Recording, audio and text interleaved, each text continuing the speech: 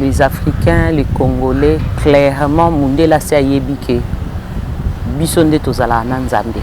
Peuple noir, les peuples qui ont incarné Nzambe, sans pour autant tozala conscient nango. Bon Nzambe fait partie aussi, il y a un des richesses. Oui. Tu vois un peu. Donc ça doit commencer d'abord la divinité et puis après na sous-sol. Dieu c'est une connaissance que tout le monde ne peuvent pas avoir. Il y a des personnes oyo baza déjà na boye binzambe bango bazo ninganate. L'isolo ya mopaya n'a rien à voir na Nzambe plutôt. Nous devons savoir sur terre, chacun de nous est en train de tirer sa connaissance. Na ba source oyo mutu na mutu yemo kwa yebi. Moi j'ai ma source à moi que je toujours dis clairement, ce sont les ancêtres, c'est ce Kimbangu au fait. Et sur la terre, chacun de nous doit chercher à se connaître. Tant mutaro loba, toko sambela ancêtre na bisoté. Moi j'ai toujours dit, le Christ obo sambela, Dieu oto sambela. C'est un ancêtre parce que Bible et Bengi Nzambe, l'ancien des âges. Dieu c'est un ancêtre que nous voyons pas. Pourquoi ba oyo yabiso musu so incarna qui richesse, musu so incarna qui boyebi. Hein? Bokoki ko benga été pourquoi? C'est par là. Échec na biso zo utela wana. Soki batu ba comprendre spiritualité. Déplace mboka na biso osani et ko avancer koleka. Soki biloko bango ba ki kozwe pa na biso ezaki négative. Moi je pense qu'il fallait qu'il ba détruire yango. Déjà le fait que bazu yango bake ko bombango. Yango kutu nde sali bango. Siko biso ba africain. Biso ba mona toto mona te. Omoni ba ebele ba obenga na basali ya Nzambe to mona. Soubassement na bango. Et ça, force ancestrale. Moi, je vous l'ai dit aujourd'hui. Ah mais bon? Na chair, la Bible. Pourquoi ils se disent? Moi, je te dis vrai. Le peuple, c'est la Bible. Na ya religion. Polygable koufate, tout kaka na même système. Mais yé moko akendako se protéger. Na ba source ancestrale. Assemblée na ba source ancestrale. Pe ba ebele oyo baza ba spirituel ba yebi bango ke bango ne mutu basala ka bango mais ceux qui ne veulent pas dire au peuple tu es bon ndimake bango ba na force moko boy bino pe ba pasteur boke bozu yango me boye na cher bote bible nde mabe mboka na biso yango biso to linga vérité ebima na moi boete batu nyonso ba yeba bo soloté. Si la Bible était la vérité, pourquoi bakoma ki na kati vous connaîtrez la vérité? Qui trompe qui? Tomata, tokita. Eza pe na bato belé, ba oza pe na pasi ya onyate sumboka o. Ato zalaka congolais du sang. Mais lokola ozora décision, ya okoma allemand, ya okoma français. Ya okoma français et koma pasi po nyata a. Wana ezelo photo bomba po ekokokisama.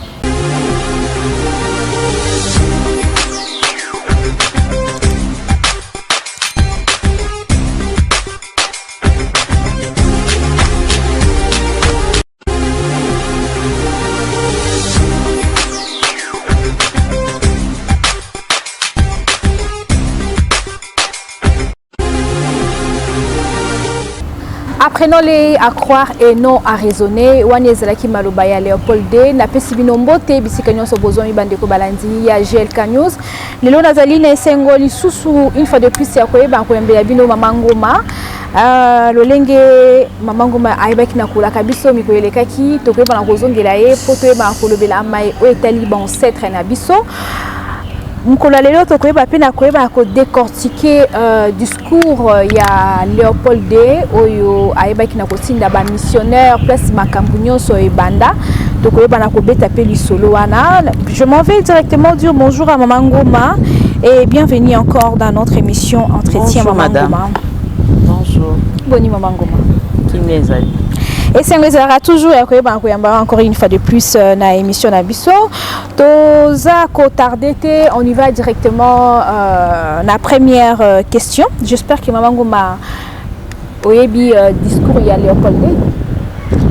Oui oui. Léopold D azalaki otinda ba missionnaire na ye awa en Afrique pour na koyeba ko coloniser africain moto moyindo ayebaki na ko utiliser ba prêtre pour que ayeba na ko servir peuple africain nazo ba ko za moi extrême moko toyeba na ko décortiquer yango elongo na Mama Nguma nazo place moko asili koloba boye alobi. Le but principal de votre émission au Congo n'est donc point d'apprendre aux nègres à connaître Dieu, car ils connaissent déjà. Ils parlent et se soumettent à un Zambian-Pungu. Et que sais-je encore? Ils savent que tuer, voler, coucher avec la femme d'autrui, calomnier, injurier est mauvais. Ayons donc le courage de l'avouer. Vous n'irez donc pas leur apprendre ce qu'ils savent déjà. Wanezaki maloba ya Léopold de alobi ke bokende côté ya bango bien sûr mais bayebi déjà nzambe oyo babengi nzambe ya mpungu bayebi déjà koboma kozwa mwasi ya moninga eza mabe. Mama Nguma analyse na yo eza buni. Bon, analyse nanga c'est pour bayebisa biso les Africains, les Congolais clairement mundela se ayebi ke Bisonde tozala na Nzambe. Donc le peuple noir et les peuples qui incarné Nzambe sont pour autant tozala conscient nango. Donc le fait de connaître Dieu en nous toza déjà porteur il y a pas principe. Hein? Pas principe, il y a divinité. Donc c'est un peu ça. C'est tout ce qu'il voulait dire. Donc boyebi Nzambe toza nango, toyebi pe ba principe. Mais le but pour lequel o bango bayaki ezalaki te ba enseigner biso Nzambe po bango ba na Nzambe te. Tu vois un peu. Mais but o bango bayelaki ezalaki po bakoka ko s'accaparer na ba ressources na bino, na ba richesse na bino. Tu vois. Et bon Nzambe fait partie aussi. Il y a un des richesses. Oui. Tu vois un peu. Donc ça doit commencer d'abord na divinité et puis après na ba sous-sol. Donc c'est ça. Mais maman, malgré discours wana jusqu'aujourd'hui, to komi na 2024, ce que vous allez ko solana congolais, vous allez ko solana africain, ils ont toujours tendance à dire, ils ont toujours tendance à nier que ba ancêtre na biso ba o précédent ki biso ba yeba ki Nzambe te, eza christianisme nde eye kola kisabiso ki Nzambe. Mais bango moko baye baki bazaki ko reconnaître que on avait déjà la connaissance de Dieu. Tu sais, et loko ni nezo sala lo lenge ke moyindo ay ba ko persister ne loko oyo azomona la vérité mais il ne veut pas comprendre. Bon, les problèmes est tout autour de tout ça. Le problème est simple et très facile.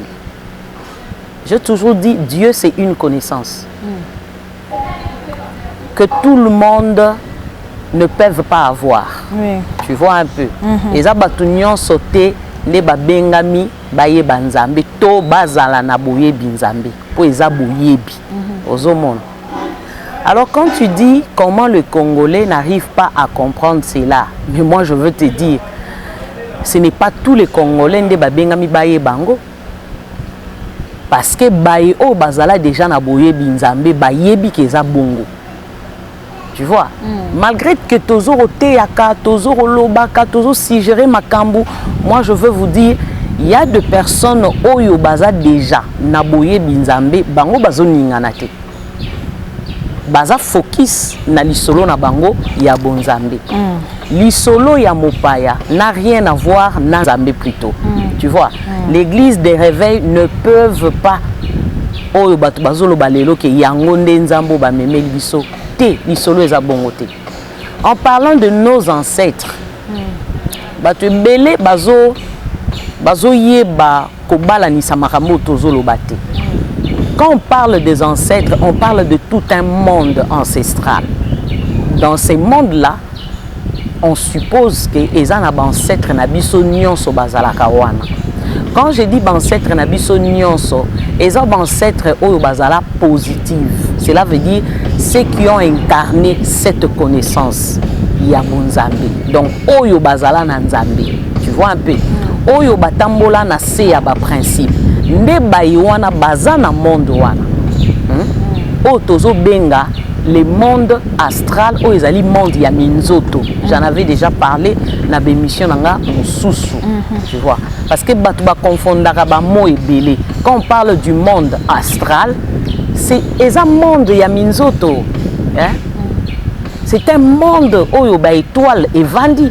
Et en parlant des étoiles, eza ba ancêtre na biso nyonso oyo bazala positive na se na moi basali misala bango ndenge sengeli nde tozo benga bango minzoto.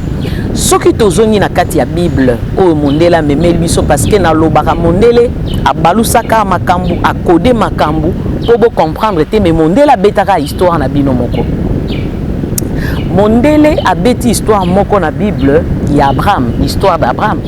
Quand Dieu appelle Abraham et Dieu dit à Abraham, je te donnerai, regarde au ciel, tu vois le nombre des étoiles, est-ce que tu peux compter ces étoiles? Abraham répondit, non, je ne peux pas compter. Alobi, kaka ndenge bokitanino ekozala, lolenge ya étoile.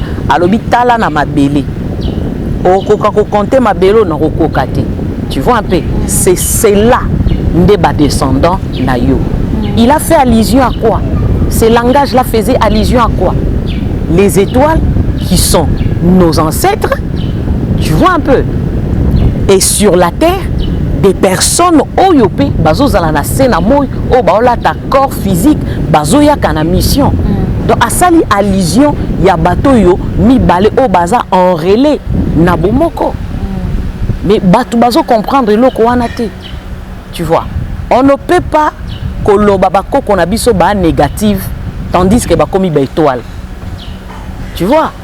Or étoile à négativité seulement tous en ba dimension il y a ba étoile. N'a ba capacité. Mais en parlant des étoiles, il n'y a pas de négativité na niveau 1. Donc c'est ça. Maman Ngoma na otaki kolanda ba pasteur Mibale, moko azali, je crois bien à cause à la malien ou bien ivoirien, je crois. Moko azali congolais, et il s'agit de Joël Francis. Bateyaki azoteya sur les ancêtres. Mais na sepeli ki nelo komoko utaki koloba alobi, nous les chrétiens, on a tendance toujours à rejeter au nyonso ezali ancestral. Mais esengeli boyeba pe ke na Bible tozali na notion ya ancêtre asali allusion na Abraham. Abike bobetaka tout le que tozana nzamba Abraham tout ça bo hérité bénédiction ya Abraham tout ça. Mais de l'autre côté, il y a aussi la malédiction d'Abraham parce que Abraham bo hérité na lokuta na été. Parce qu'il y a la malédiction, il y a aussi la bénédiction. Wa ezaki makam oya lobaki mena suka eloko oya ayaki koloba alobi kabi na maté ane alobi esengeli te ko sambela ba ancêtre, esengeli te ko prier bango, mais esengeli ko sala devoir ya mémoire. Na ebité so kazana présent. En tout cas, ça n'engage que lui. Ce que je veux dire aujourd'hui, nous devons savoir sur terre, comme je venais de dire, Nzambe eza connaissance eza boyebi. Ma connaissance n'est pas égale à la connaissance de Joël. Tu vois, il a sa connaissance à lui. Chacun de nous est en train de tirer sa connaissance. Naba source oyo mutu na mutu yemo kwa yebi. Tu vois, moi j'ai ma source à moi que je toujours dis clairement. Ce sont les ancêtres, c'est Sekimbangu au fait. Tu vois. Et sur la terre, chacun de nous doit chercher à se connaître. Alors je ne peux pas kokota na oeza pensée nae, oeza connaissance nae, parce que je ne sais même pas d'où il tire cela. Donc je ne peux pas trop commenter sur ça. Maman Ngoma, il faut dire ou bien il faut expliquer bayo bazolanda biso parce que bazo kaka tozo bela ba ancêtre bango kaka ba ancêtre mais esenge pe ko bana ko lakisa batuke o nyonso mutu azali ezali auto bengaka héréditaire eza lié na ba ancêtre peut-être ancêtre no moko azalaki mutu ya mbongo parce que baboyaka maramu ya héréditaire ce qui est négatif mais ce qui est positif nous devons accepter sans savoir que héréditaire wana ezui na famille eza singa ya mulai Et ça cause la liée dans mon ancêtre. Voilà, justement, tu viens quand même de répondre à la question na yo moko au répondre sous nango. Tant moutaro loba, toko sambe la ancêtre na bisoté. Moi, j'ai toujours dit, mais le Christ, oh ba sambe la, Dieu, oh sambe la, c'est un ancêtre parce que Bible et Bengi Nzambe, l'ancien des âges. Quand on parle de l'ancien des âges, c'est quoi? C'est l'ancien des anciens, c'est un ancêtre. Tu vois un peu? Et Christ, mêmement, on est en train de l'invoquer. Hein? Là où il s'est écrit, invoque-moi, je te répondrai. Il a demandé aux disciples, même ceux qui n'ont pas kei, à chaque moment, vous allez m'invoquer, je serai là. Tu vois un peu? Je serai là pourquoi? Pour vous rappeler même ce que vous avez oublié. Et moi, j'ai toujours dit, c'est dit n'importe quoi. Tokoki côté ya batou, biloko moko tozo comprendre était. Si on doit dire aux gens, invoque Dieu, Dieu c'est un ancêtre que nous ne voyons pas. Tu vois? Et nous t'avons toujours dit que Christ, Dieu s'est fait chair à travers Christ, n'est-ce pas? Mais on l'évoque étant que qui? Étant qu'un ancêtre. Et pourquoi ba oyo yabiso nengo uti koloba, mususu incarna qui richesse, mususu incarna qui boyebi. Hein? Bokoki ko benga été pourquoi? C'est par là. Échec na biso zo utela wana. Biso ba congolais, biso ba africain, échec na biso zo utela wana. Motuna mo mama ngoma afin na perdre yo fidélité. Et tozo mona bat bazo prophétiser. Tozo mona bana mike bazo teya. Mais en aucun jour na yoka moi na mo ba prophétiser sur que non moi na oh bien ça mutape si prophétie sur invention peut-être. Toyoka kaka ba prophétie okokoma boye heureusement que ça mais l'Afrique a besoin ya kozwa mayele ya invention tozo apé biso be mayele to créer téléphone. Justement tu viens de toucher point moko eza très capital. En parlant de la prophétie, faut yeba prophétie eza quoi? Prophétie eza révélation. Eza eloko yo ba la kisayo o eza ya monde oyo te. O eza na monde eza caché. O esengeli bo mema yango bo ramener yango et comme physique et comme palpable. Tu vois? Et la prophétie, la révélation doit être une connaissance. Oyo toza ko importer yango tozo zuango kuna to memi awa po batu ba yekola yango. Batu bazala na makoki ya kokoki seloko yo eza déjà kuna na bémission na nga mususu na loba. Au fait, tel que nous vivons ici, le monde aza monde ya suka na ba monde nyonso. Et makambo ya karosala mara awa et ya karosala mara na retard mais na ba monde nyonso ici salamaki. Tu vois un peu spirituellement ici koki samaki. Mais biso a tozala bato suka ya kozwango.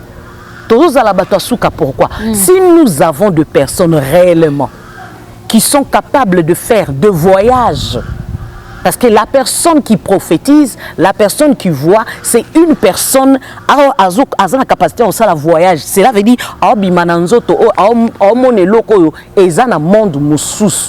est-ce que l'oko vani na monde mususu no ke betolo lisolo ya sili par rouge lati? Ma soeur au lati silipa rouge, ma soeur na minute ozana autant na sac na yo. Tu ne vois pas qu'on nous a diminué, on nous a limité. Tokoka ko importer biloko aminene te, tokoka ko inventer ba makambo makasité. Mais boza nzambe boza Jésus, boza nyoso bozo belela Dieu tout ça. Non, mais c'est ça, c'est pour te montrer combien nous sommes limités parce que les personnes qui ont l'esprit, qui ont Dieu, comme on a toujours l'habitude de le dire, bazan la capacité au salaba déplacement. À quel monde songolo, à côté l'euro songolo, c'est salamaki, à yenango, mayele wana, à beti li solo. Nengo vandi wana, il faut mutoza na capacité au yebisayo, oyo to mono na nzoto oyo, mais kuna na monde wana oza intel. Voilà. Tu comprends? Pour que si cause la capable, yakobala nana oyo yo zakuna pour que dans ce monde palpable ou physique, au kokako exceller parce que de l'autre côté tu excelles plus. Voilà. Tu vois un peu? Là, on a limité tellement les gens. La prophétie à voyage, au voyager, au rebala. C'est du n'importe quoi.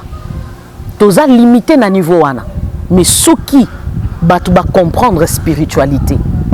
On déplace mboka na biso au sani et quoi avancer koleka. Donc c'est ça. Parce que motuna ana vraiment et qui na ko trotinga vraiment la mutu maman parce que tous on a chaque fois des prophéties mais en tout cas nga personnellement là yo kala ngate l'église moko prophète moko a sali révélation moko azui à ta façon à ça ta ce qui pourquoi apporter un plus dans le monde scientifique na tikali koyokati na tikali koyokati maman ngo nzambe na biso aza limité te boy te nzambe na biso aza limité te seulement oya biso nzambe biso monde toyebi osalela ete biso bafricain parce que mundelo to beta lisolo aza ko inventer biloko tu crois aza ko inventer au nom de Jésus je ne pense pas mundele a tomboli spiritualité a tomboli bokoko na ye vous comprendre na bokoko na ye et permettre ye à sala ba voyage astral à sala ba voyage à lolenge na lolenge biso to monango même na ba TV mais ezo même biso na bo socialité tu vois un peu or je te dirais avant mondela bando sala o azo sala biso batu mwindu ndi tozaye batu liboso sala ya minene mais baye ba stopper bino ba stopper bino na nini ba stopper bino na religion ba stopper na Bible bo se focaliser na kati et mbalamo mayele na bino ekatanit eza lokola bo kati connexion na bino na sala émission moko na lobi toza na kati ya mopepe ya reconnexion poto zonga o tozalaka tu vois maman ngoma tozongi muke na boye ya ba mindele na kati ya Afrique tout le monde qui baebi na ko ravir biso ba fétiche na biso balobi que ça c'est très mauvais il faut laisser ça c'est le kindoki nous on croyait que ba kokai ko zwango ba pelisi moto bazikisi yango mais à la grande surprise bazwa ki yango ba memi yango dans le vin kuna lelo eza ko kotsa mbongo ebele na landi sur documentaire moko maman nazoka femme moko azalaki ava américain alobi azalaki ko zwazelité mais ayokaki solo il y a statut moko o utaki na Afrique je crois bien utaki na Nigeria statut wana ezalaki ya peuple moko na bosani kombo ezalaki ya fertilité asali nyonso esengaki asala ke médecine ke nyonso esengaki asala azwako zwa zemiti alobi bon akome na suka bite na mekana no fétiche o ya ba africain ake place ezalaka na nini wana asali prière à ça qui prière mais je sais pas comment est-ce que ça la kango a sengi si seulement c'est vrai que au salaka ça elle est rentrée après quelques temps la femme était tombée enceinte maman je dirais c'est compliqué ce qui biloko bango ba ki kozwe pas na biso ezaki négatif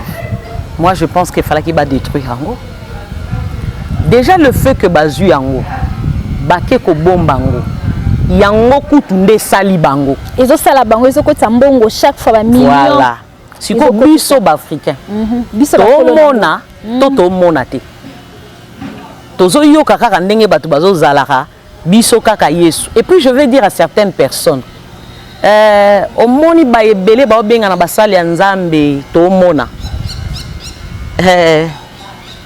soubassement na bango eza ba force ancestrale moi je vous le dis aujourd'hui.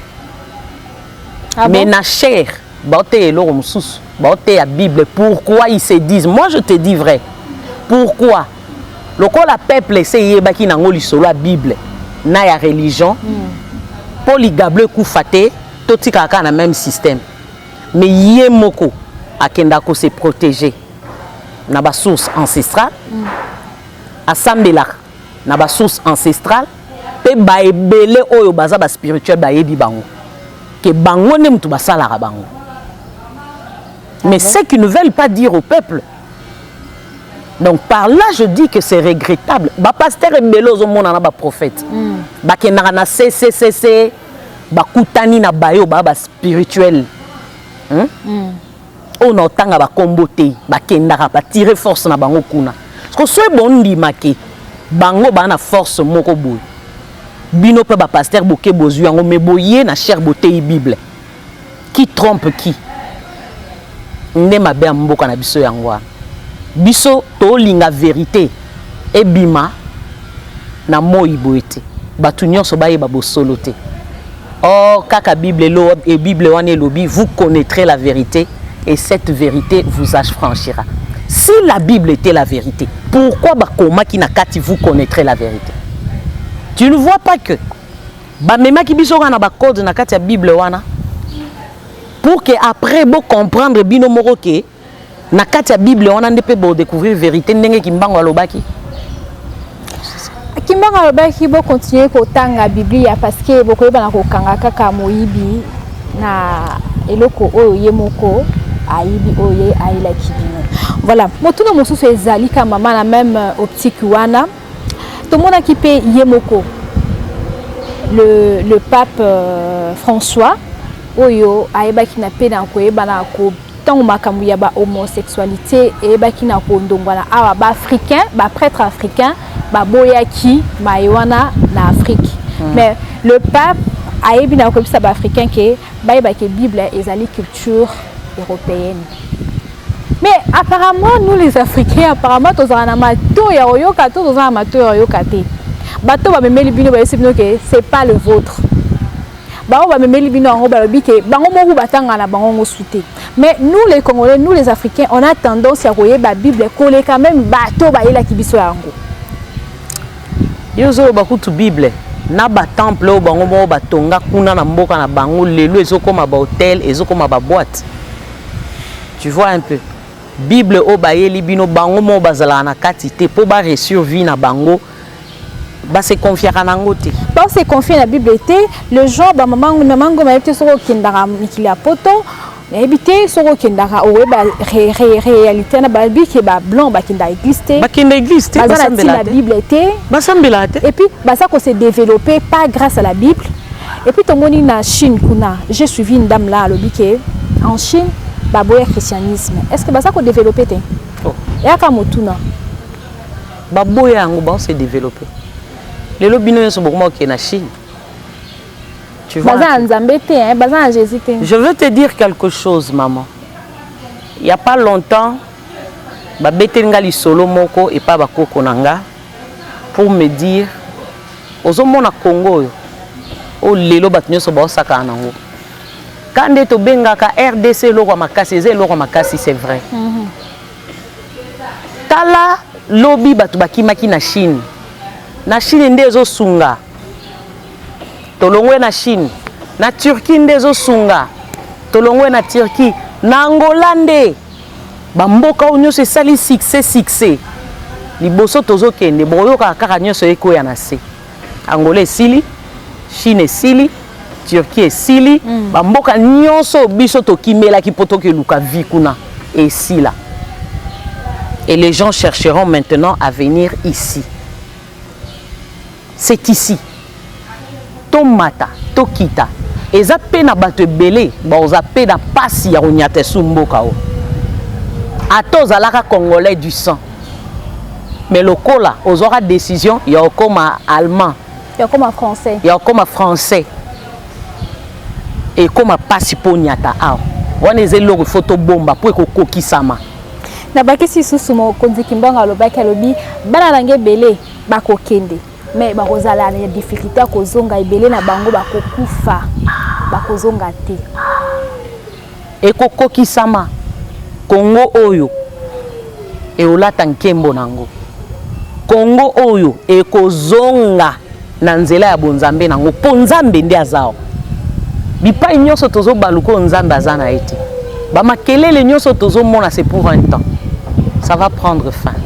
Mama Ngoma lolinge otolo mama ya mboka totali lolenge mboka na biso ezo tambola tozo mona ba détournement à ciel ouvert tant nyonso corruption dépravation de mœurs makambo nyonso na Congo Mama Ngoma ekomi mabe mutu moko alobaki na lobi peut-être na vie pas si ce que imati na vie à mutu peut-être pas si c'est les qui des places nzamba ya hotel ma pour ça la tonde ni pour le lenge mboka ekomi Mama Ngoma o ekomi lo moto ebite na ebite maman soro lamuki na tongo ozo komba ndako.